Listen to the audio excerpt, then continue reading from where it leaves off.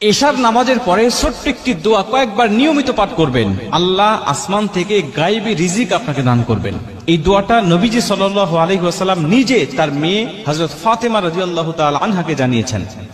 নবীজি সাল্লাল্লাহু আলাইহি ওয়াসাল্লামের দরবারে একবার কিছু বকরি আসলো হাদিয়া, অনেক বকরি আসলো হাদিয়া।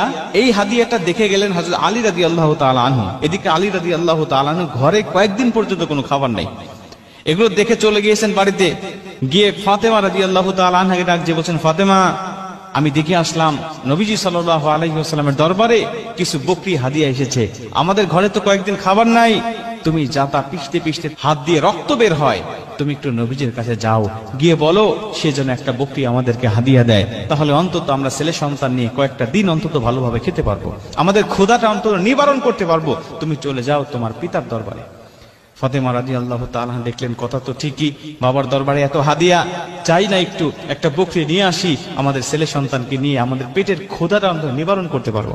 চলে গেলেন, গিয়ে বলছেন, বাবা, আমি শুনলাম আপনার দরবারে অনেক বকরি হাদিয়া এসেছে, একটা বকরি আমাদেরকে দেন, আমরা কয়েকদিন যাবত আজকে অভুক্ত অবস্থায় আছি, আমাদের সন্তান আপনার আদরের নাতি হাসান হোসেন পর্যন্ত না খেয়ে আছে, একটা বকরি হাদিয়া দেন, এটা নিয়ে আমরা একটু তাদের ক্ষুধাটা নিবারণ করতে চাই।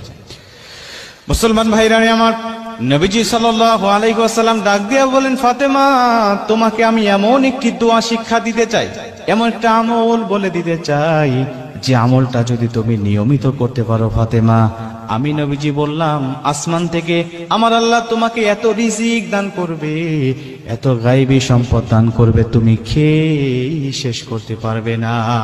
গায়েবী রিজিক আল্লাহ তোমাকে দান করবে। ফাতেমা, তুমি বলো তুমি কি নিতে চাও, বলো, বকরি নিয়ে যাবে নাকি এই দোয়াটা তুমি শিক্ষা নিবে, এই অমূল্য দোয়াটা তুমি শিক্ষা নিবে নাকি বকরি হাদিয়া নিবে, বলো।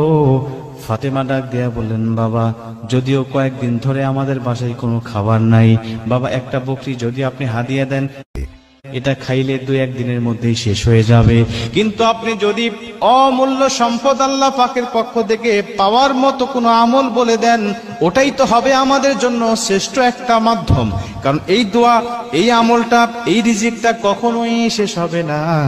এই আমলটা করে করে আল্লাহর দরবার থেকে আমি রিজিক নিব, আর আল্লাহ পাক আমার সংসারটাকে সুখময় শান্তিময় করে দিবে।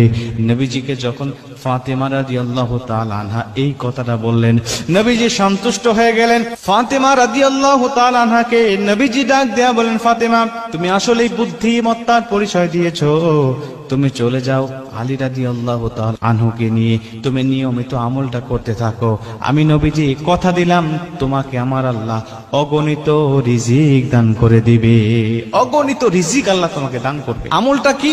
আমলটা হলো আল্লাহুম্মা ইয়া আউয়ালাল আউয়ালিন, ইয়া আখিরাল আখিরিন, ইয়া যাল কুওয়াতাল মাতিন, ইয়া রাহিমাল মাসাকিন, ইয়া আরহামার রাহিমিন।